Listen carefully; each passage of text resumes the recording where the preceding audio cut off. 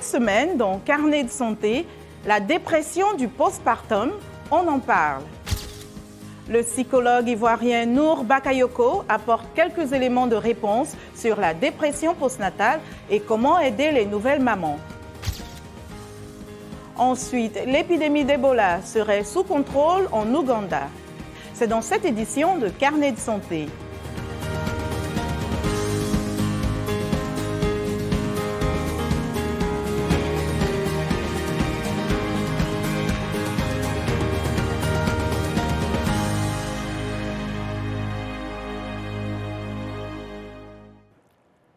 Bonjour à tous, ravi de vous retrouver pour une nouvelle émission de Carnet de santé.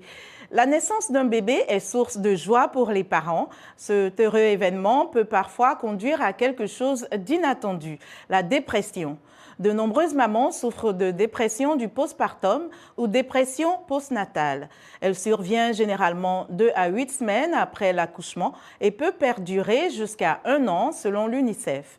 Ce trouble se caractérise souvent par une anxiété intense. Les femmes qui en sont atteintes subissent des changements tels que des sautes d'humeur, des troubles de sommeil, de la fatigue, de la culpabilité et peuvent avoir du mal à s'occuper de leur bébé. La gravité de la dépression varie en fonction de la nature et de l'intensité des symptômes. L'Organisation mondiale de la santé affirme qu'environ 20% de femmes peuvent développer une dépression postpartum après l'accouchement. Partons au Mozambique où ce problème est encore très peu connu. Bernicia Banz, une jeune mère de 28 ans, partage son expérience. Regardez. Au début, cela ressemblait à un simple cas de dépression. Mais pour Bernicia, la situation s'est peu à peu aggravée. Le simple cri de son fils la dérangeait et le temps semblait se figer. Je ne m'intéressais pas au bébé. Je me fichais qu'il pleure ou non. J'étais fatiguée toute la journée, mais même après le sommeil, je ne me sentais toujours pas reposée. Le bébé a tellement pleuré et tout cela m'a fait sentir que j'étais dépassée et épuisée. Ses proches ont compris que quelque chose n'allait pas et qu'elle avait besoin d'aide. Cependant, ils étaient divisés sur ce qu'il fallait faire exactement. Ma mère m'a amenée chez le médecin, mais une partie des autres membres de ma famille m'ont dit que je devrais aller voir des guérisseurs pour ce genre de choses. Ma mère m'a ramenée à l'hôpital. C'est là qu'ils ont remarqué que j'avais besoin de soins médicaux et j'ai commencé à suivre une thérapie là-bas et mon état s'est amélioré. Bien que la cause directe de la dépression postpartum soit inconnue, Ashimo Chagane, psychologue clinicien, explique que certains symptômes peuvent être la mélancolie, une angoisse profonde et la tristesse.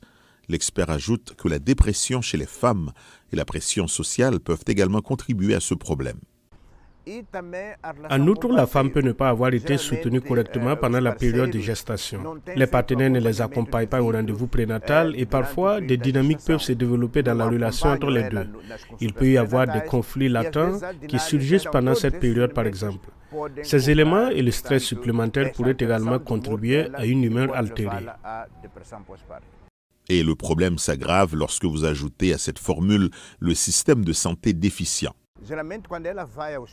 Habituellement, lorsqu'elle va à l'hôpital pour le poids de l'enfant, pour l'évaluation de l'enfant, l'hôpital n'évalue pas toujours les sentiments ou les inquiétudes de la mère.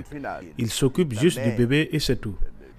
Infirmières en santé mentale et infantile, mais aussi gynécologues ou obstétriciens, tous ne sont pas suffisamment préparés pour identifier les signes de dépression postpartum chez la mère. Selon le docteur Chagane, ce problème peut être traité à l'aide de médicaments et de psychothérapie en fonction de chaque cas. Le soutien de la famille, des amis et de la religion peut également jouer un rôle important dans l'amélioration de l'état psychologique d'une femme. Le fils de Bernicia a également été affecté car elle n'a pas pu lui accorder l'attention dont il avait besoin.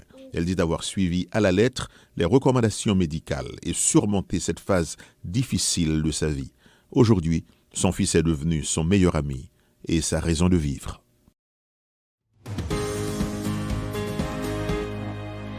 Nour Bakayoko est psychologue, psychothérapeute et PDG de Sidetrotter, une plateforme de consultation et de thérapie en ligne basée en Côte d'Ivoire. Il nous en dit plus sur la dépression postnatale. Quand on parle de dépression postpartum, il y a ce qu'on appelle le baby blues. Le baby blues, c'est le syndrome du 3e jour. C'est-à-dire que quand la femme a eu à accoucher, naturellement, il y a des questionnements. Est-ce que je vais pouvoir m'en occuper? C'est un petit être. Comment il va grandir, etc. Mais ce genre de questionnement-là, généralement, au-delà de 3 jours, souvent même une semaine, ça passe. On finit par s'habituer, on fait une forme d'acceptation. Par contre, dans le cas de la dépression, c'est l'état de fatigue, non seulement il est permanent, l'état de peur, il est permanent, l'état d'anxiété, il est permanent, les attaques de panique sont permanents. Très souvent, quand il y a ce genre de choses, il y a beaucoup, par exemple, qui vont essayer de vouloir donner des conseils, etc. Alors qu'en fait, dans ces cas, la personne a besoin d'être beaucoup écoutée et non de recevoir des conseils, non, fais pas ci, fais pas ça, etc. Parce que la personne est dans une situation où elle a besoin d'extérioriser et non de vouloir en prendre. De façon triviale, on ne peut pas dire qu'il est vraiment possible de prévenir comme ça la dépression postpartum. Ce qu'on fait par contre, c'est de créer les conditions qui vont mettre, je veux dire, la personne dans un état d'équilibre psychologique, équilibre émotionnel surtout. Parce que quand la personne est déjà dans cet équilibre-là, et encourager la personne, l'enfant que tu vas avoir, il sera un bonheur pour nous, l'enfant que tu vas avoir, il va nous donner de l'amour, etc. Comme ça, la personne est disposée à aimer l'enfant qui vient. Parce qu'il y a des dépressions postpartum qui peuvent arriver après certaines choses, notamment si la femme a été victime d'abus, ou bien elle n'avait même pas envisagé déjà faire un enfant, ou bien soit les grossesses ne sont pas très espacées. En Afrique, en fait, déjà même, c'est pas très connu. C'est pas très connu. Donc, ce sont les femmes qui ont un certain niveau d'information, qui ont cette information-là. Donc, du coup, quand ça arrive, au lieu d'aider la personne, généralement, ici, on condamne la personne. On trouve que ce sont des sauts d'humeur, on trouve que ce sont des caprices. Comme les gens n'ont pas déjà la culture de la prise en charge psychologique, accompagnement psychologique ici, donc ça devient déjà très difficile. Quand la femme elle est enceinte, c'est vrai, on fait ce qu'on appelle la consultation prénatale. C'est possible avec d'autres accouchements de faire une rechute. Voilà pourquoi déjà au niveau du premier accouchement, la personne doit être déjà soutenue, suivie, bien encadrée. Aussi, ne pas toujours se placer dans un mode accusatoire. Okay? C'est un processus psychique, il y a des blocages à ce niveau-là. C'est ce qu'on doit débloquer pour que la personne arrive à être elle-même et d'accepter d'autres. C'est le mental qui guide en fait le physique. Donc, on peut déjà aller vers une consultation médicale pour prendre soin de ses organes, mais l'important déjà de voir des spécialistes au niveau de la santé mentale pour prendre plus soin de son mental, pour pouvoir mieux équilibrer en fait le physique. Comme on le dit, un esprit sain dans un corps sain. La dépression postnatale affecte de nombreuses mamans, mais elle reste encore peu connue et reçoit très peu d'attention dans les pays africains. Qu'en pensez-vous? Selon vous, comment faut-il soutenir une nouvelle maman qui souffre de dépression postnatale? Voici quelques réactions depuis le Nigeria. Dans ma famille, j'ai vu 2 femmes, l'une de la famille de mon mari et l'autre de ma famille, souffrir de dépression. Alors, quand elles ont cette tristesse, comment la société et les membres de la famille peuvent-ils les aider? Ils ne peuvent les aider qu'en les rapprochant et en les rendant heureuses pour qu'elles ne soient pas tristes, en restant avec elles pour qu'elles ne soient pas seules, ne souffrent pas de cette tristesse et de cette dépression. J'ai personnellement fait l'expérience après avoir eu mon bébé. J'ai un bébé actuellement et il a 1 an. Je me souviens de ce que j'ai ressenti après mon accouchement. Peu de temps après l'accouchement, on me l'a donné pour que je prie pour elle. Je me souviens de ne pas vouloir avoir quoi que ce soit à faire avec elle. Et parfois, je la regarde et je me mets à pleurer sans raison. Personnellement, j'ai l'habitude de pleurer beaucoup après avoir accouché sans raison. Et puis, je sais que la façon dont la société et la famille peuvent soutenir une personne en dépression postnatale et de la soutenir, de l'aider avec l'enfant et de la rendre heureuse en général. La dépression postnatale est une situation dans laquelle les femmes entrent dans une sorte d'état dépressif après avoir accouché. La façon dont la société pourrait soutenir cette femme est de créer un espace inclusif pour qu'elle puisse être soutenue, pour lui montrer que c'est une chose normale et qu'elle n'est pas seule. L'épidémie d'Ebola est sous contrôle en Ouganda, selon l'OMS. Le 20 septembre 2022, les autorités sanitaires ougandaises ont déclaré une épidémie de virus Ebola soudanais après qu'un cas a été confirmé à l'hôpital régional dans le district de Mubende. Mais en décembre 2022, le dernier patient atteint d'Ebola est sorti de l'hôpital. L'Ouganda avait enregistré 142 cas confirmés et 56 décès. Selon l'OMS, un pays est déclaré comme étant débarrassé du virus de l'Ebola si aucune infection n'est signalée pendant 42 jours, soit 2 fois la période d'incubation du virus. Pendant ce temps, le Malawi connaît ce que les observateurs considèrent comme la pire épidémie de choléra du pays depuis 2 décennies. La maladie a fait au moins 643 morts et infecté plus de 17 000 personnes après s'être propagée dans tous les districts du pays. La nation enclavée, sujette aux tempêtes tropicales et aux cyclones, lutte contre une résurgence des maladies diarrhéiques d'origine hydrique depuis mars. Les pluies, qui ont commencé en novembre, ont aggravé la situation. Le gouvernement a annoncé la fermeture des écoles des 2 plus grandes villes du pays jusqu'à nouvel ordre.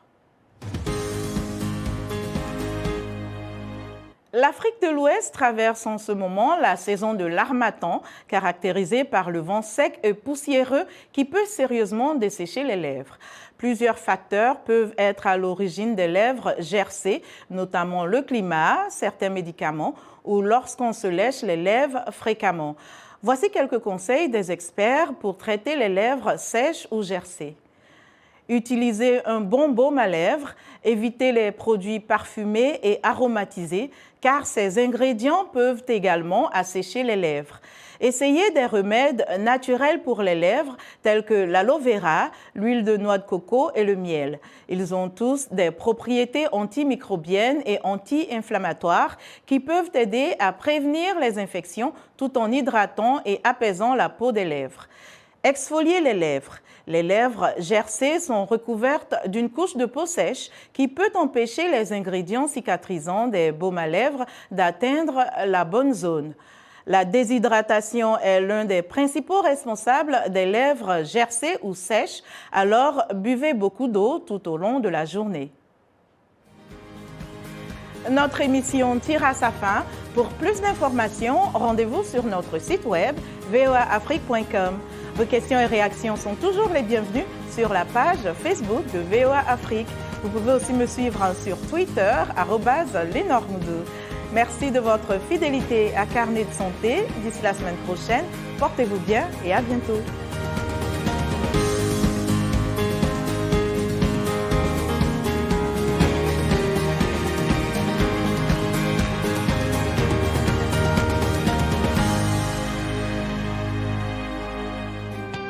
Carnet de santé est l'émission hebdomadaire qui vous veut du bien.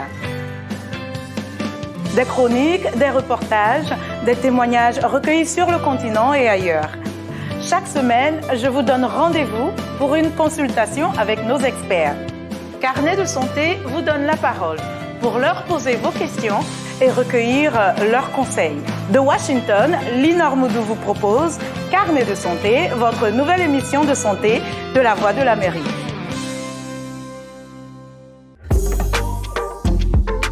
Écoutez la VOA en Wolof au Sénégal sur FM 102, notre fréquence à Dakar, et Tchosan FM 105.8 de notre station partenaire à Toubatoul.